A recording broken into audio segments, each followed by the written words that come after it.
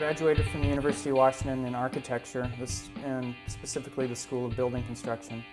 So I'd been in the commercial construction business for about 12 years before I moved into technology as it relates to construction. I specialize in infrastructure part of construction, technology piece, and I have done projects ranging from the McCaw Hall project to Emerald Downs Racetrack to this house.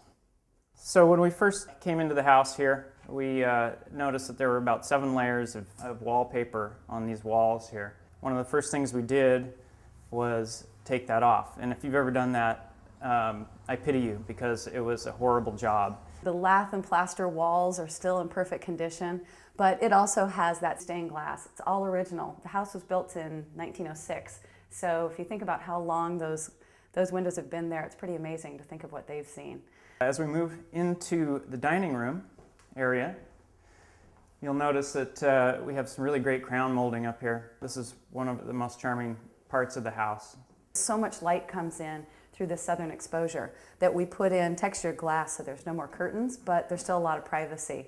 The built-in hutch has been a great place to store things that you want to illuminate, so we put lights in there. And then this wall sconce, stole it out of a house that was being demolished. It's from the 70s, and in the house that it came out of, it looked terrible, but I had a vision, and it became kind of the inspiration for how this room came together with lots of golds and reds. And then I found a chandelier online that kind of matched it. So this room became what I would call sexy, believe it or not. Then the kitchen, Kent came in and designed this with tons of cabinets, counter space.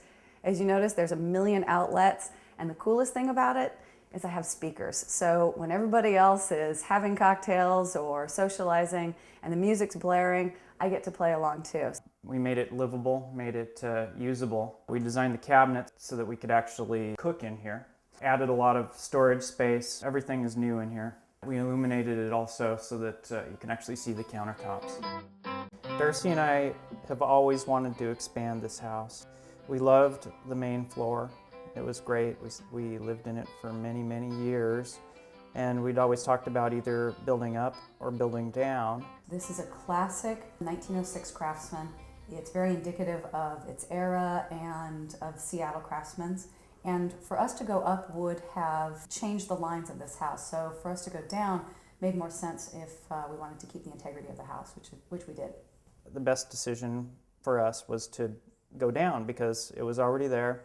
It was unfinished basement, and we decided to build it out and build ourselves a living space down there that we could really move into, and something that would be a little bit different from the upstairs here, but would also allow us to have a refuge, a place where we can relax. The basement now is anything but cold and scary. It's warm, inviting. We stained the floor in this really warm color. It kind of feels like leather to me. I did the entire renovation myself. I subcontracted a few key parts, for instance the concrete slab, because it required a pumper. The heating system downstairs is super efficient. It utilizes the domestic hot water system to heat the floor.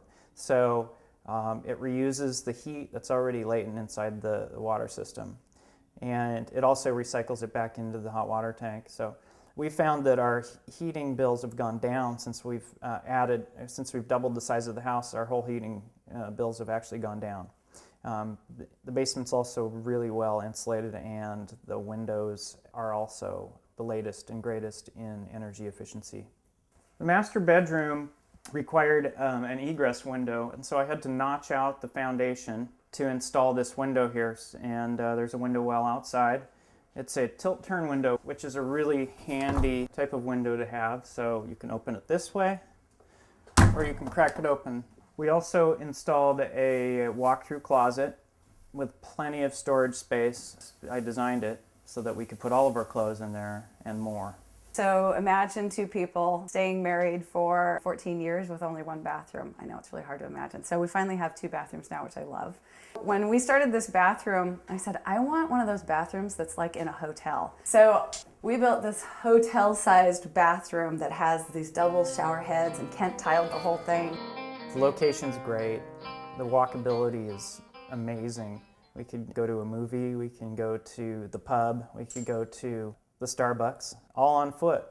So there's mass transit, bike paths, tons of bike paths. Burt Gilman's close by too. When I worked at the university, I walked there. It's also close to the freeways. I can literally get to my desk in downtown Seattle from here on my motorcycle. I can be sitting in my desk in 12 minutes. It's awesome. The other great thing about this house is the way it's designed to maximize cooling. It's always cool in the summer. The light upstairs is amazing. This house is positioned perfectly on this lot to maximize natural light. And then Kent very thoughtfully designed the lighting system in the basement. When you go down there, there's no feeling of being in a basement because there are so many lights in all the right places. So the light downstairs is different. It's very warm. And so I find that a lot of times people don't put enough thought into lighting, and it makes a huge difference.